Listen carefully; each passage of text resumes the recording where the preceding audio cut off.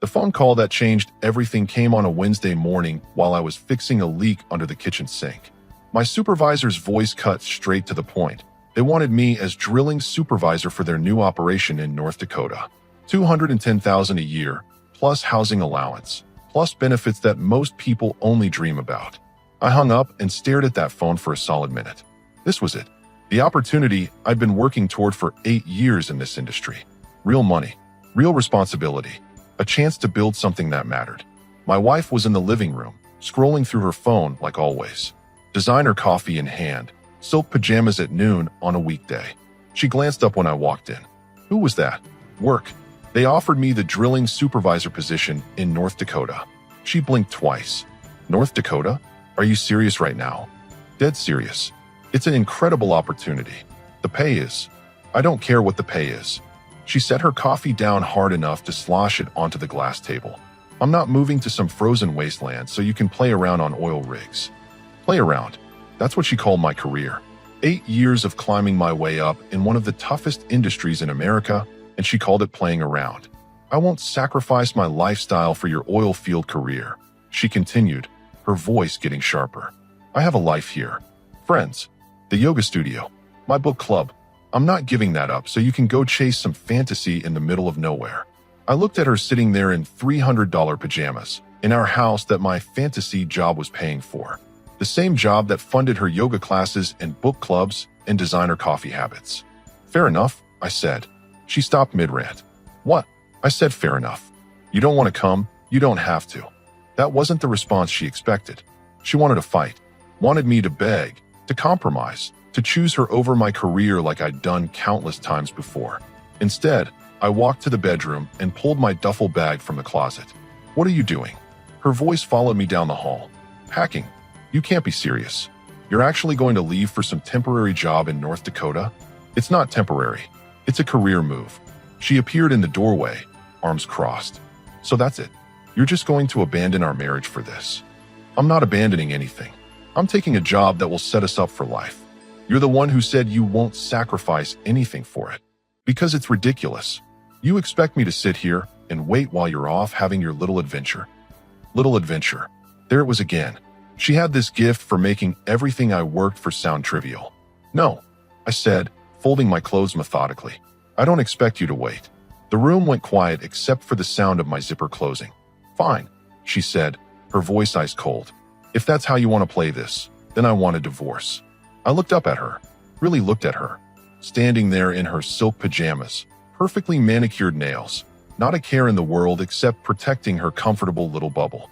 All right, that's all you have to say. What else do you want me to say? You made your choice. Her face flushed red. My choice. You're the one walking away from everything we built together for some dirty, temporary job in the middle of nowhere. Nothing temporary about it. But you're right about one thing.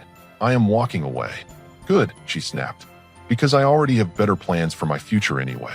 Plans that don't involve waiting around for some oil field worker to come home covered in mud. Oil field worker. Said like it was something shameful. Like the industry that built half of America was beneath her. I grabbed my laptop bag and headed for the door. I'll have a lawyer contact you about the paperwork. That's it. You're not even going to fight for us. I stopped at the front door and turned around. She was standing in the hallway now, and for the first time since this conversation started, I saw a flicker of uncertainty in her eyes. There's nothing to fight for, I said. You made it clear what you think of my career, my ambitions, and my future. I'm not going to waste time trying to convince someone to see my worth when they've already decided I have none. That's not what It's exactly what you meant. I walked out and closed the door behind me. My truck was in the driveway, and I threw my bags in the back. Through the front window, I could see her watching me leave, probably expecting me to change my mind, come back, apologize for having ambitions. But I kept driving. The divorce papers arrived by email 2 days later. She'd apparently wasted no time making our split official. Fine by me. I signed them electronically and sent them back the same day. She could have the house, the furniture, most of our shared accounts. Starting over with nothing but my skills and my determination seemed like a fair trade for getting my life back. North Dakota was waiting, and so was the biggest opportunity of my career. 3 weeks later, I was standing in the middle of North Dakota watching the sun rise over drilling equipment that stretched as far as the eye could see. The housing allowance covered a decent place in town, nothing fancy, but clean and functional. Everything I needed and nothing I didn't. The work was intense.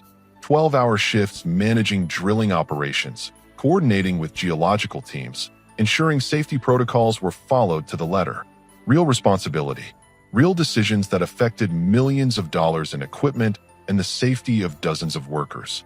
My crew respected me because I earned it. I didn't hide behind a title or delegate everything while sitting in an office. I was out there with them, solving problems, making the tough calls, getting my hands dirty when necessary. The money was everything they promised and more. After taxes and expenses, I was banking more each month than I used to make in 3 months back home. The housing allowance alone covered what most people paid in rent, and the health benefits were better than anything I'd ever had. But the best part wasn't the money. It was the respect. When I spoke, people listened. When I made a decision, it mattered. When problems came up, they came to me because they knew I'd handle it. I barely thought about my ex-wife during those first few months. Too busy building something real. Then one evening, out of curiosity more than anything else, I checked social media. I hadn't posted anything in months, but there she was all over my timeline. Photos from expensive restaurants, weekend trips to Miami, shopping sprees in downtown boutiques. The captions told the whole story, living my best life, finally free to enjoy the finer things. No compromises, no settling. She was clearly trying to prove she'd made the right choice, showing the world how much better off she was without me and my oil field adventure.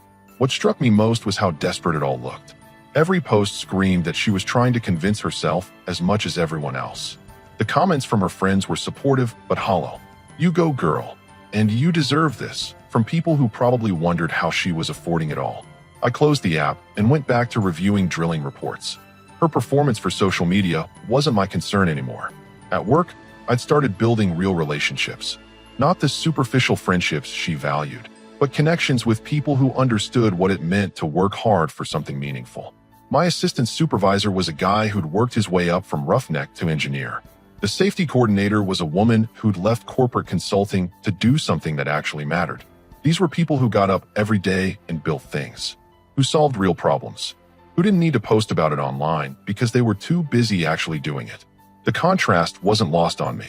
While she was spending money trying to look successful, I was actually becoming successful. While she was posting about living her best life, I was quietly building the foundation for a future she couldn't even imagine. My phone stayed silent. No calls, no texts, no attempts at contact. Just the way I preferred it. The regional manager visited our site after my 3rd month. He pulled me aside after the inspection. "Impressive work out here. Production numbers are ahead of schedule, safety record is spotless, and your crew speaks highly of you. Just doing the job. It's more than that. Corporate has been watching this operation. There might be bigger opportunities coming up. You interested in staying long-term?" Long-term. The word my ex-wife had dismissed as impossible. The future she couldn't see because she was too busy protecting her comfortable present. Absolutely. Good. Keep doing what you're doing. That weekend, I allowed myself a beer on my small porch, looking out at the landscape that had become home. The work was hard, the environment was demanding, but I was exactly where I belonged. My phone buzzed with another social media notification. Another post from her, this time at some charity gala. Designer dress, professional photos, huge smile. But I noticed something in that photo that probably nobody else did. The smile didn't reach her eyes. The dress looked expensive, but not new. The event looked more like a necessity than a choice. I deleted the notification without reading the caption. Her show was becoming less convincing by the month, but that wasn't my problem to solve anymore. I had work to do tomorrow. Real work that mattered. And for the first time in years, that was enough. 6 months into my new position, I got promoted to senior drilling supervisor with a salary bump that pushed my annual income even higher. The regional manager hadn't been kidding about bigger opportunities. My housing allowance increased, and they added a vehicle stipend that covered everything from gas to maintenance. I was living comfortably on about 30% of my income and banking the rest. Real wealth building, not the fake lifestyle spending I used to watch. Meanwhile, 1,500 miles away, reality was apparently catching up with my ex-wife's grand plans. I found out through her sister, who called me completely out of the blue on a Tuesday evening. "I know you two are divorced and everything, but I thought you should know she's struggling." I almost hung up right there. Not my problem anymore. But curiosity got the better of me. Struggling how? Financially. She lost her job at the marketing firm 3 months ago. Something about budget cuts. But between you and me, I think her attendance was an issue. She'd been taking a lot of time off for those weekend trips. The irony was beautiful. While I was building a career that gave me real financial freedom, she'd been burning through resources and neglecting the only income she had. "The house is going into foreclosure," her sister continued. "She can't make the mortgage payments. The savings from your divorce settlement, well, they're gone. Gone." 6 months of playing the successful single woman had burned through everything she demanded in the divorce. She's been asking family for loans, but nobody has that kind of money. She had to sell her car and get something used. The whole lifestyle thing, it was all on credit cards. I listened without saying much. The picture was becoming clear. While I was earning more money than I'd ever imagined, she was discovering what happens when you spend money you don't have to maintain an image that was never real. "Look, I'm not asking you to help her or anything. I just thought you should know. I appreciate the call."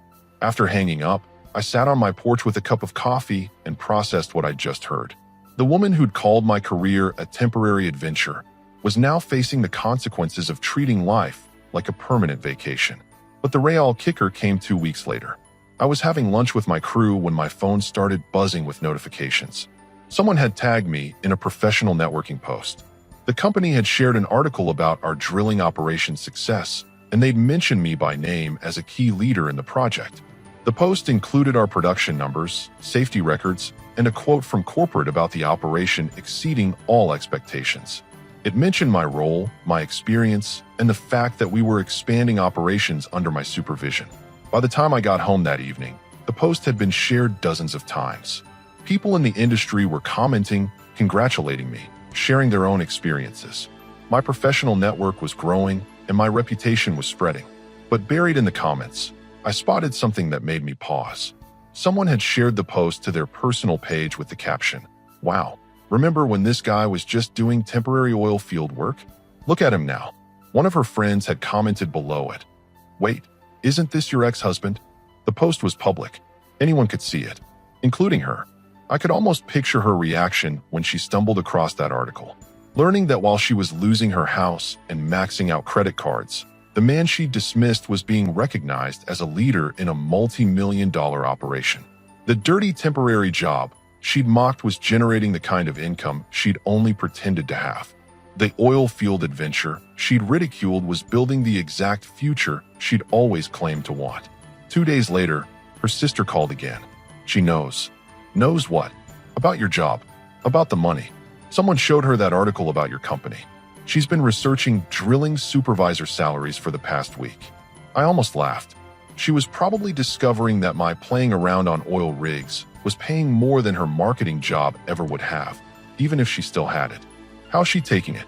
Not well. She keeps saying she had no idea the oil industry paid that much, that you never told her about the real potential. But I had told her. I tried to explain the opportunity, the growth potential, the financial security. She'd chosen not to listen because it didn't fit her image of what success should look like. She's been asking questions about you, where you're living, how long the job lasts, whether you're dating anyone. And what are you telling her? The truth, that you're doing well and it's none of her business. After that call, I made a decision. I updated my own social media for the first time in months. Nothing flashy or attention-seeking, just a simple post. Grateful for the opportunities that come from hard work and taking calculated risks. I attached a photo of the sunset over our drilling site. Professional, understated, but it told the story for anyone paying attention. Within hours, the post had likes and comments from colleagues, industry contacts, and old friends. People congratulating me, sharing their own success stories, building the kind of network that creates real opportunities. But I also noticed something else.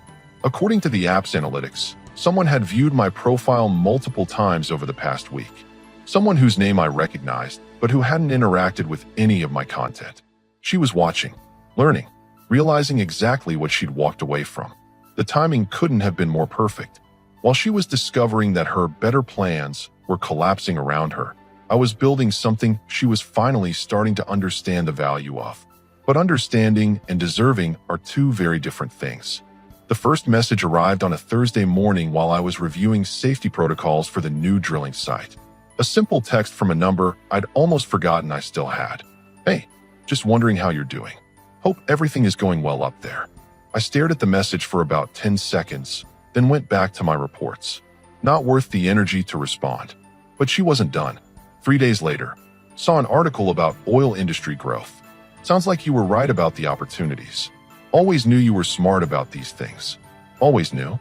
The woman who'd called my career choice ridiculous was now claiming she'd always believed in my intelligence.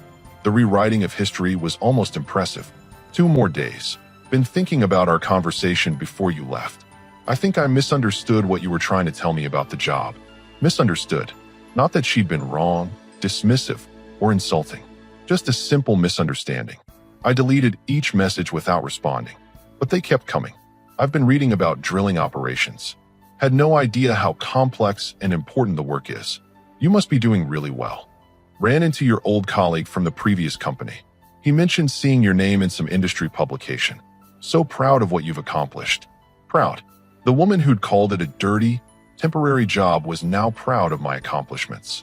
The messages were coming every few days now, each one more transparent than the last. She was fishing for information, testing the waters, trying to gauge whether I might be open to communication. But the real masterpiece came 2 weeks later.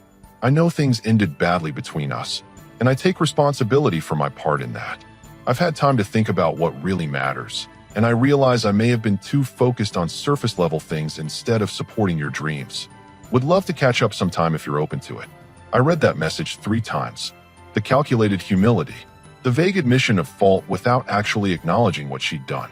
The suggestion that her behavior was just being focused on surface-level things instead of being completely disrespectful and selfish. For a moment, I considered blocking her number and being done with it. She wasn't worth the mental energy. Not worth a single minute of my time or attention. But then I started thinking about that conversation in our bedroom. How she dismissed my career as playing around. How she'd called it a dirty, temporary job. How she'd said she already had better plans for her future. The contempt in her voice when she'd called me an oil field worker, like it was something shameful.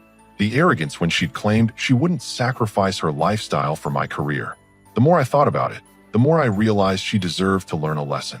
Not just the natural consequences of her choices, but something that would stick with her permanently. I crafted my response carefully. Things have been busy here, but going well. Thanks for reaching out. Short, polite, distant. Not encouraging, but not completely dismissive. Just enough rope for her to hang herself with. Her response came within an hour. That's great to hear. I'd love to know more about what you're working on. The industry seems fascinating when you really understand it. Fascinating. The same industry she'd called ridiculous was now fascinating to her. Maybe we could grab coffee sometime when you're in town? I'd really like to hear about your experiences out there. There it was. The request for a meeting. The opening she'd been building toward with all those carefully crafted messages. I let her wait 2 days before responding. I'll be back in town next month for some business. Could probably spare an hour for coffee. Her reply was almost instant. That would be wonderful. Just name the time and place. Really looking forward to catching up. The eagerness was pathetic. The woman who demanded a divorce because I wouldn't abandon my career was now excited about the possibility of an hour of my time. But coffee wasn't what I had in mind. Over the next week, I started planning. Not just a meeting, but a lesson she'd never forget.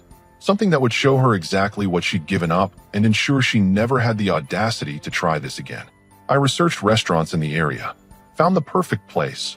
Upscale enough that she'd feel compelled to dress up and make an impression. Public enough that she wouldn't be able to make a scene without embarrassing herself. Then I made a call to a colleague who'd be in town the same week. A woman named Jessica who worked in geological surveys. Smart, successful, attractive, and about 5 years younger than my ex-wife. I explained the situation and asked if she'd be willing to help me send a message. She laughed when I told her the plan. So you want me to have dinner with you while your desperate ex-wife shows up expecting a romantic reconciliation?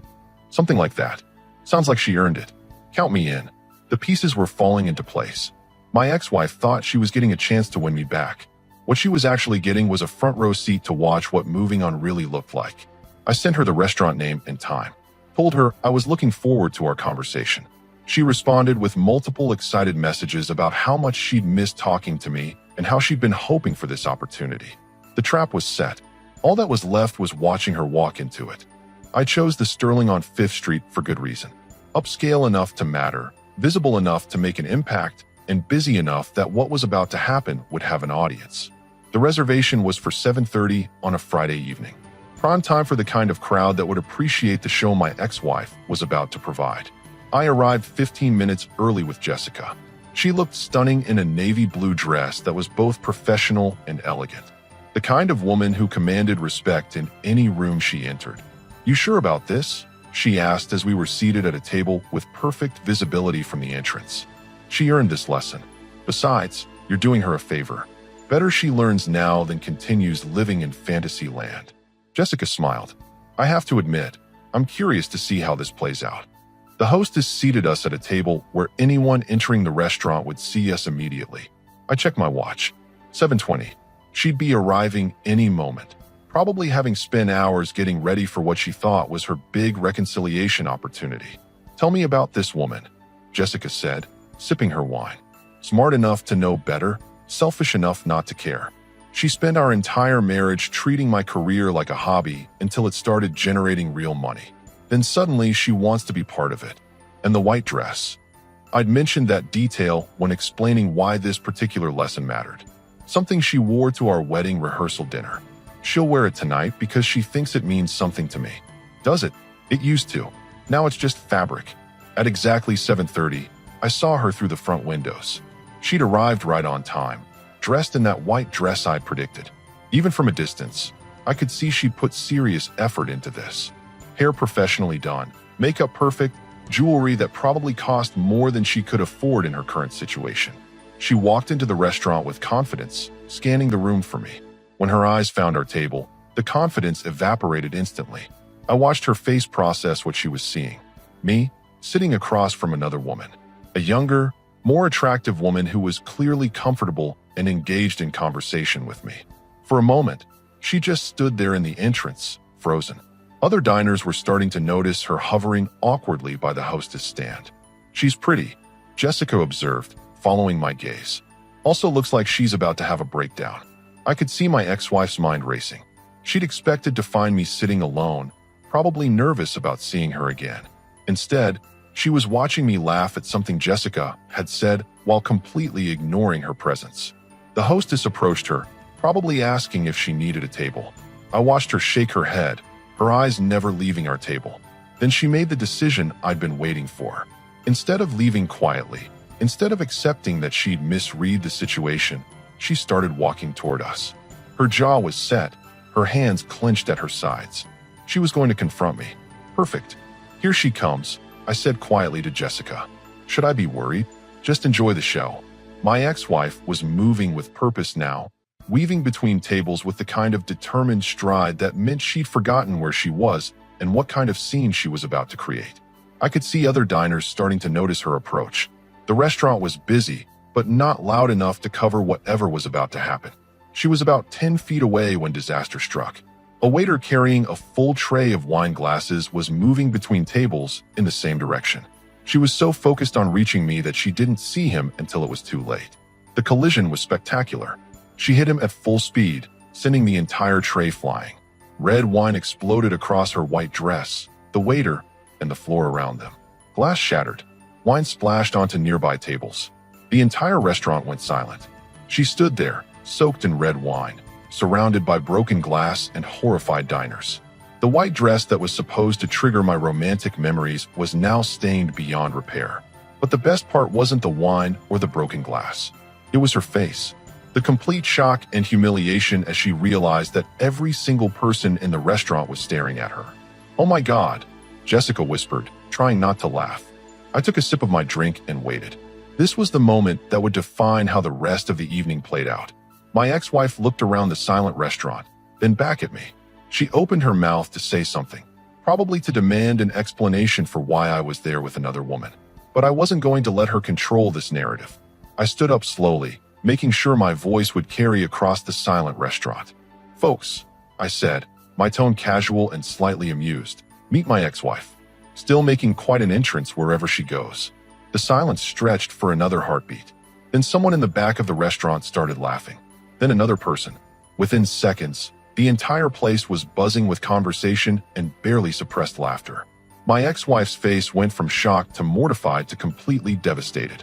She looked around the restaurant at all the people who were now talking about her, pointing at her, laughing at her spectacular public humiliation. Then she did exactly what I'd expected her to do. She ran, not walked quickly toward the exit, not tried to salvage any dignity. She literally ran out of the restaurant, leaving a trail of wine drops and the sound of her heels clicking frantically on the marble floor. I sat back down and continued my conversation with Jessica as if nothing had happened. "Well," Jessica said, raising her glass, "that was educational. For everyone involved." The waiter came over to apologize for the accident, but I could see he was trying not to smile. I left him a generous tip for being an unwitting participant in the best lesson my ex-wife had ever received. By the time we finished dinner, the story had probably spread to half the city. My ex-wife's grand attempt at reconciliation had become a cautionary tale about the dangers of trying to interrupt someone else's evening. But more importantly, she'd learned something that would stick with her forever. Some bridges, once burned, can never be rebuilt, and some lessons can only be learned in front of an audience. The restaurant returned to normal conversation within minutes, but I knew the story would live on much longer. In a city this size, word travels fast, especially when someone makes that kind of public spectacle of themselves. Jessica and I finished our dinner in peace. She was good company, intelligent, accomplished, with her own career and ambitions. The kind of woman who understood that success requires sacrifice and wasn't threatened by a partner's achievements. "So what happens now?" she asked as we walked to the parking lot. "Now she disappears from my life permanently."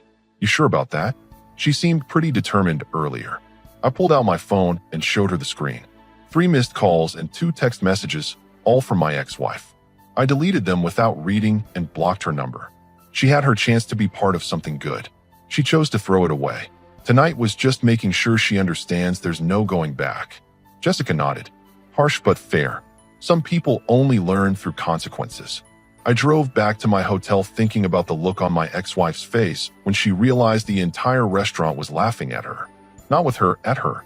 The woman who'd always been so concerned about appearances had just provided entertainment for a room full of strangers. But I didn't feel guilty. She'd earned every second of that humiliation. The next morning, I was packing for my flight back to North Dakota when my phone rang. Her sister again. "What the hell did you do?" "I had dinner." "What?"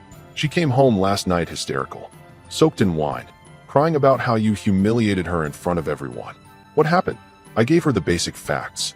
The restaurant, the other woman, the accident with the wine, the laughter. Jesus. She's devastated. Good. Maybe now she'll understand what it feels like to be dismissed and humiliated. That's pretty cold. No colder than telling your husband his career is worthless and demanding a divorce because he won't give up his future for your comfort. Silence on the other end. "Look," I continued, "she made her choices. She wanted out of our marriage, she got out. She wanted to pursue her better plans, she pursued them. She wanted to come back when things got tough, and she learned that some doors don't reopen. She says she loves you. She loves what I can provide. There's a difference. So that's it. You're just done." I was done the day she called my career a joke and walked away. Everything since then has just been her realizing what she gave up. After hanging up, I blocked her sister's number too. No more intermediaries. No more messages. No more attempts to pull me back into drama I'd already left behind. My flight back to North Dakota was peaceful. No texts, no calls, no social media notifications demanding my attention. Just silence. When I got back to the site, my crew was waiting with news. Corporate had approved the expansion project I proposed. More drilling sites, bigger budget, additional responsibility, and a promotion that came with another significant salary increase. "Congratulations, boss," my assistant supervisor said, shaking my hand. Couldn't have happened to a better guy. That evening, I sat on my porch watching the sunset over the drilling equipment that had become home. In 18 months, I'd gone from a man whose wife thought his career was worthless to someone corporate trusted with multi-million-dollar operations. I thought about the white dress, probably sitting in a laundry basket somewhere, stained beyond repair. A perfect metaphor for our marriage, something that might have been beautiful once, but was ultimately ruined by poor decisions and worse timing. My phone buzzed with a notification. A LinkedIn connection request from a company in Texas. asking if I'd be interested in discussing an even bigger opportunity. The kind of opportunity that comes to people who've proven themselves capable of handling pressure and delivering results. I accepted the connection and made a note to call them next week. The future was wide open, full of possibilities that came from making hard choices and sticking with them. 3 months later, I heard through industry contacts that my ex-wife had moved back in with her parents. The house had been foreclosed, the credit cards maxed out, the lifestyle she'd tried to maintain completely collapsed. I felt nothing. No satisfaction, no sympathy, no regret. She was simply irrelevant to my life now. 6 months after that, I took the job in Texas, regional director of operations, overseeing drilling sites across 3 states. The kind of position that comes with real authority, real responsibility, and the kind of income that builds generational wealth. I never heard from her again, never saw her on social media, never got updates from mutual friends. She'd learned her lesson and apparently learned it well. As I write this, I'm looking out at the Texas landscape from my new office. The company car in the parking lot, the team of engineers and supervisors who respect my decisions, the bank account that grows every month. Sometimes people ask if I ever regret how things ended, if I think I was too harsh, too unforgiving. The answer is simple. I don't regret removing people from my life who don't value what I bring to it. I don't regret refusing to reward bad behavior with second chances. And I definitely don't regret choosing my future over someone else's comfort. She wanted a man who would sacrifice his ambitions for her lifestyle. Instead, she got a lesson about what happens when you underestimate someone's worth. The lesson stuck, and my life got immeasurably better without her in it. Some endings are permanent.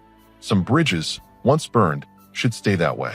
And sometimes the best thing you can do for someone is let them live with the consequences of their choices. She made hers. I made mine. The difference is, I can live with mine.